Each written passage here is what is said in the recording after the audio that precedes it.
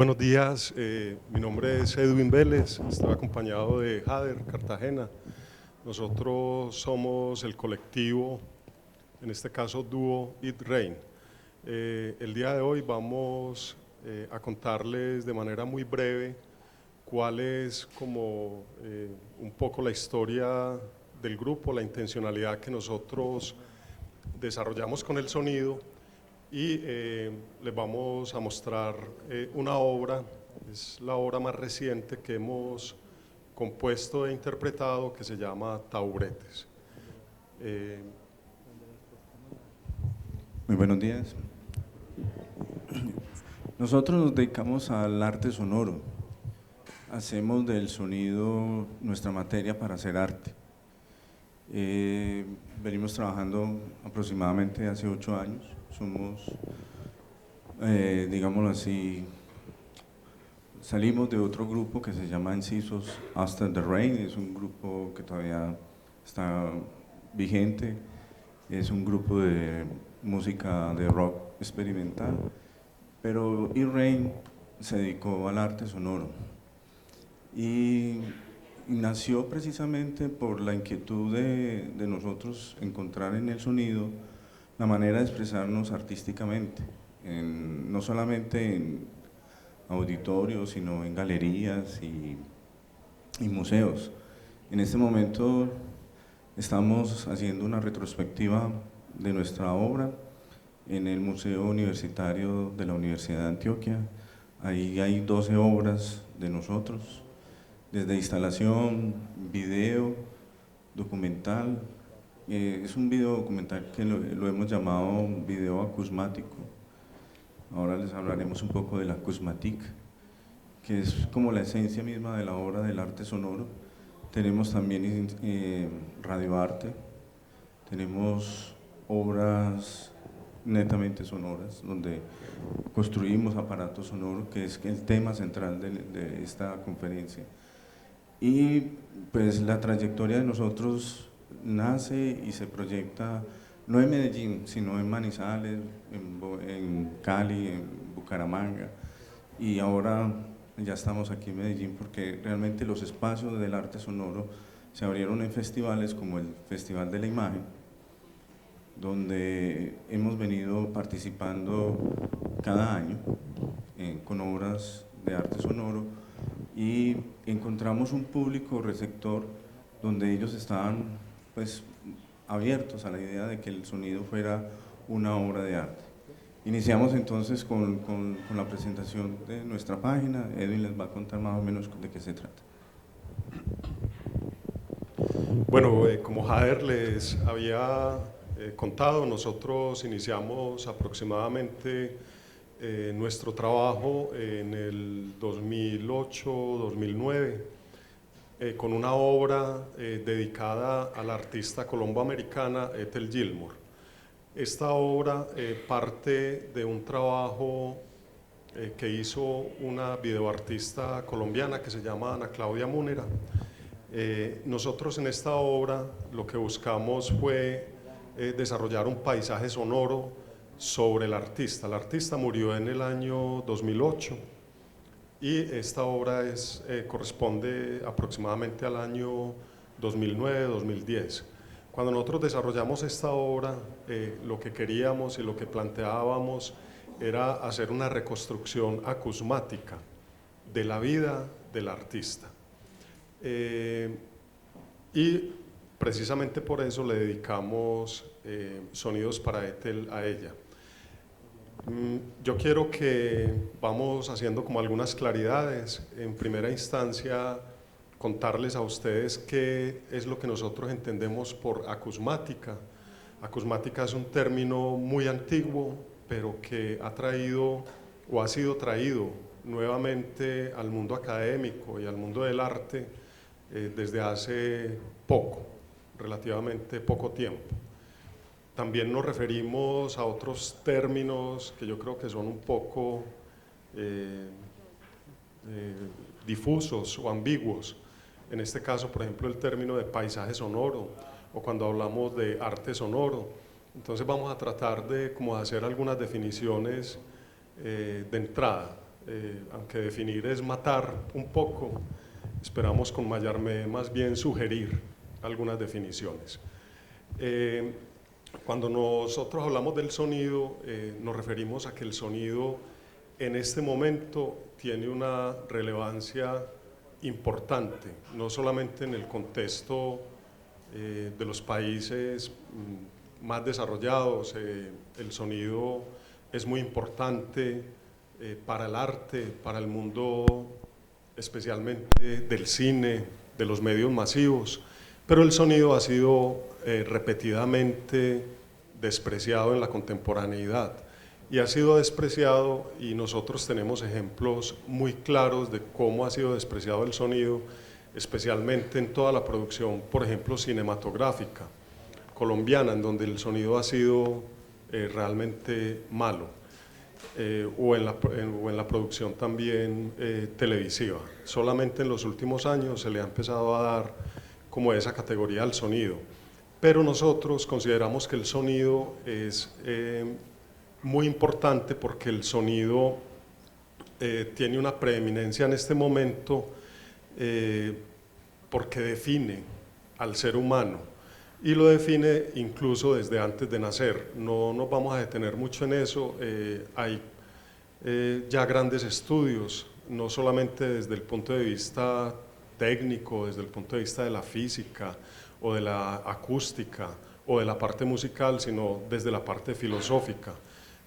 Grandes filósofos, por ejemplo Sloterdijk, nos hablan, o Eugenio Trias, nos hablan de una ontología del sonido. Por ejemplo, nos dicen que el sonido nos define a nosotros incluso desde la cavidad intrauterina.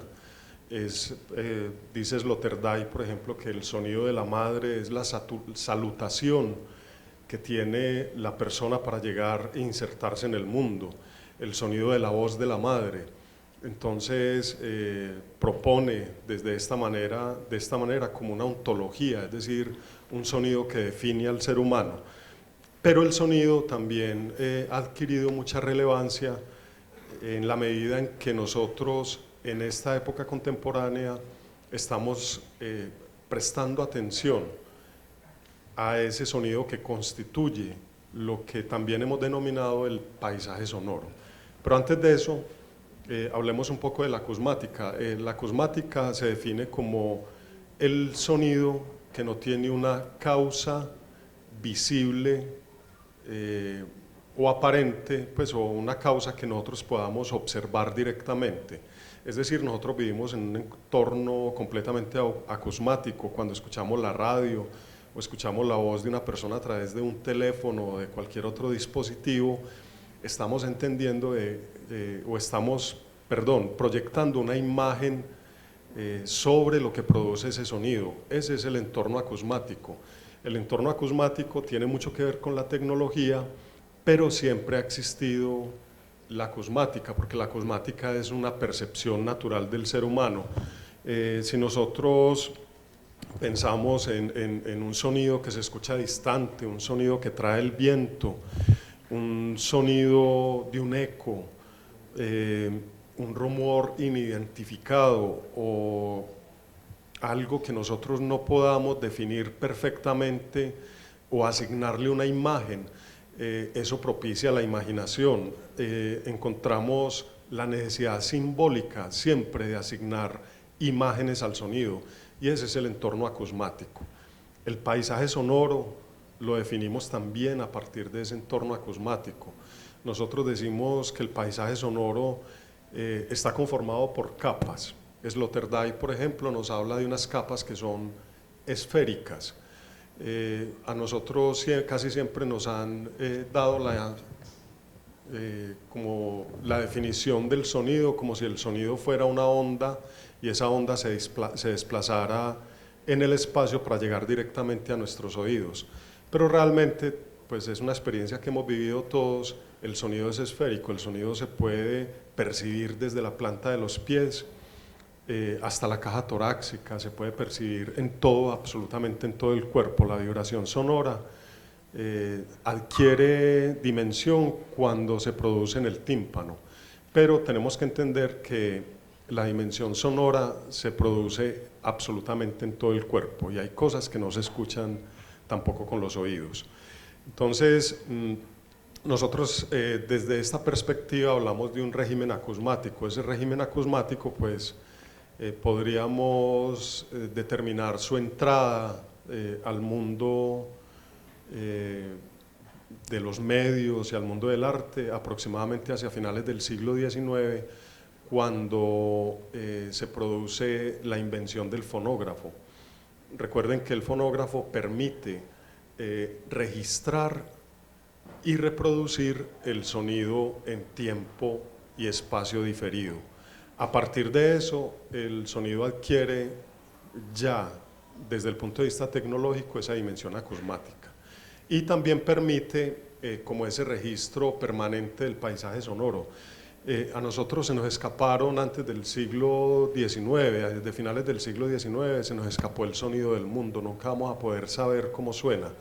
¿Cómo sabemos nosotros o tenemos pistas del sonido antes de la llegada del fonógrafo? Lo que propició la acusmática. Tenemos pistas a partir de la literatura, a partir de la pintura, a partir de la poesía, pero como dispositivo tecnológico, recuerden entonces, solo a partir de finales del siglo XIX, y esto es lo que nosotros determinamos o queremos dar a entender que es el entorno acusmático o el régimen acusmático. Yo creo que hechas estas definiciones estamos un poquito lentos con la red, está un poco lenta. Queríamos iniciar con sonidos para Ethel, pero no parece que está funcionando. Bueno, hablando pues como de la construcción de nuestras obras, nosotros tenemos varias maneras de trabajar. La primera, pues buscamos recoger la información primaria, o sea, vamos a los espacios, grabamos, sobre ese material empezamos nosotros a analizarlo y lo vinculamos al tema, al concepto. Sobre eso hacemos una postproducción y ese es más o menos el material que va a quedar a la obra final. En Sonidos para Ethel, por ejemplo, tenemos unos sonidos que quedaron de una obra colaborativa que hicimos con la videoartista Ana Claudia Múnera, que fue un homenaje que se le hizo a Ethel Gilmore. Los sonidos que nos quedaron, con eso empezamos a construir los olores y las fragancias de las flores de Ethel Gilmore, que eran las flores que le gustaban a ella. Con eso empezamos nosotros a armar una estructura, construimos 4 espacios sonoros con referente a las flores y pensamos que eso no correspondía a toda la esencia de la obra de Ethel Gilmore, sino que más bien buscamos encontrarle el espacio donde ellos vivían. Edwin y yo empezamos a trabajar en la casa del maestro Jorge Uribe y la casa también de Ethel. Vimos 2 espacios visuales, es una casa inmensa, y empezamos a hacer un recorrido con las cámaras fotográficas, buscando esas imágenes que eran asociativas a la obra de Ethel y de la vida de Jorge Uribe. Se montó una proyección multipantalla y lo presentamos en el Festival de la Imagen. Pero queríamos nosotros no solamente ver las imágenes, sino sacarlas del contexto, y pusimos unos globos que iban subiendo mientras nosotros interpretábamos la obra.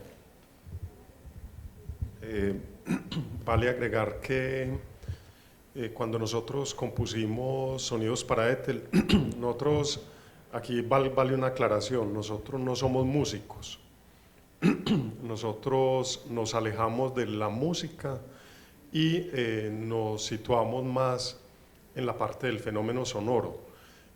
¿Por qué es importante el sonido en la práctica artística? A ver, Michel Chion define que el sonido es como lo que nos conecta a nosotros, desde el cuerpo interior que tenemos hacia el cuerpo exterior. Entonces consideramos que en ese sentido casa perfectamente con la obra plástica. El sonido puede darle mucha materialidad a la obra plástica.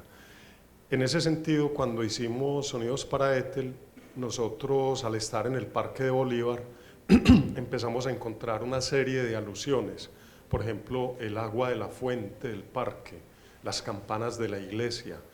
Encontramos el sonido de los niños, el sonido propio del Parque de Bolívar. Y también era muy importante en el Parque de Bolívar la presencia de los globos. Es decir, si ustedes van un domingo al Parque de Bolívar cuando está la retreta, cuando van los padres que salen de misa, pues los padres con sus hijos que salen de misa, los vendedores de globos, y eso, todos esos detalles empiezan a configurar la propuesta estética y la propuesta plástica de la obra. Porque Ethel y Jorge, desde su apartamento, ellos viven en todo el marco del Parque de Bolívar, veían de manera permanente todas estas cosas que les estoy narrando. Entonces mucha parte por ejemplo, ese Guayacán, cuando nosotros hablamos del Tabeyua Ocrasea, bueno, un poquito difícil de leer eso es como latín, bueno, estamos hablando del Guayacán, que eran las flores que le gustaban a Ethel cuando ella salía a la ventana de su apartamento y veía ese Guayacán que estaba ahí a todo el frente. Entonces todos estos referentes van constituyendo ese mundo o ese universo plástico que nosotros queremos mostrar ahí en la obra. Yo creo que vamos a mirar si... Adelante. si nos... No, pero mostrar. Pero no, pongamos una canción. Entonces poner la cuarta.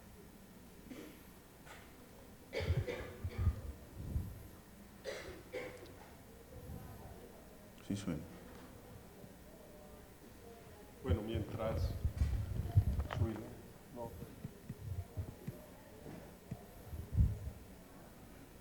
No, es que si no funciona la canción, el video mucho menos.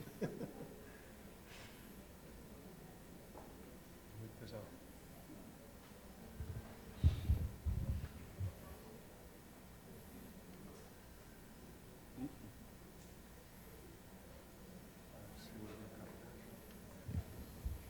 Queremos darles algunos ejemplos porque esta presentación sobre sonido y sin sonidos, bueno, miremos si...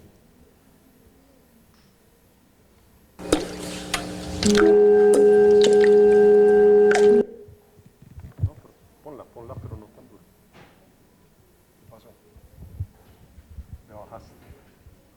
No, del otro. Eso.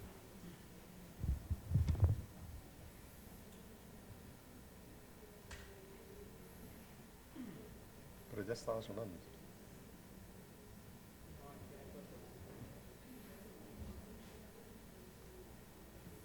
No.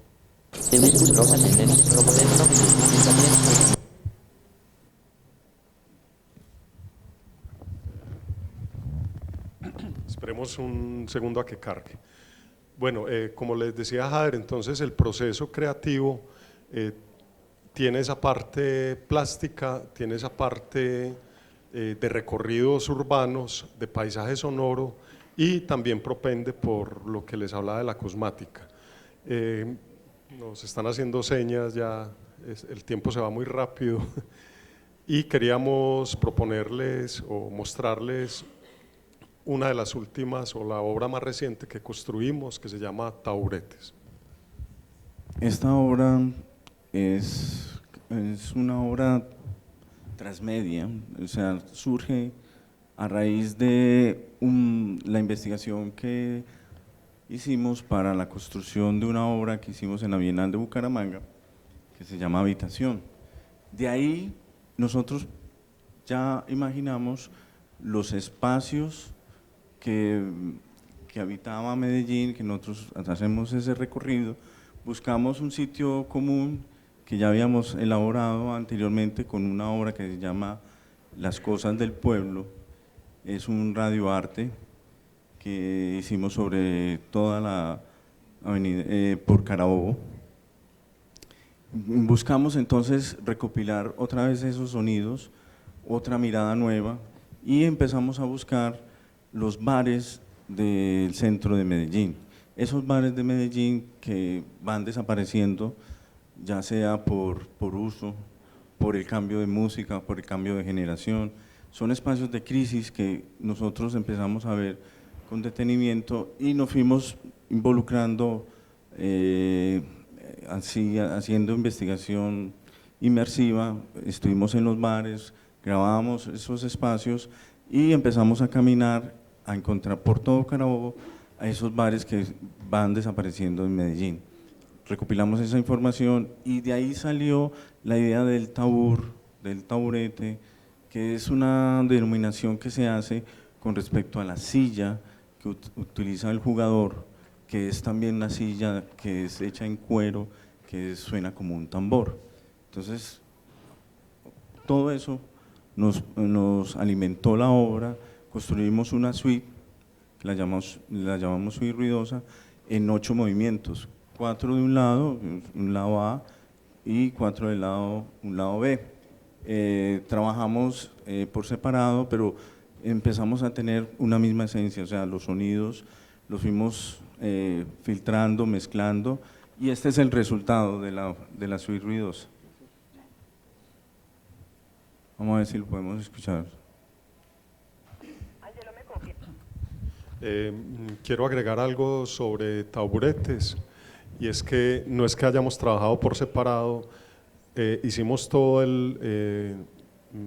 las grabaciones, maqueteamos los temas, pero ya la mezcla final sí la hicimos individualmente, con la concepción del disco de acetato o del disco de vinilo, un lado A y un lado B.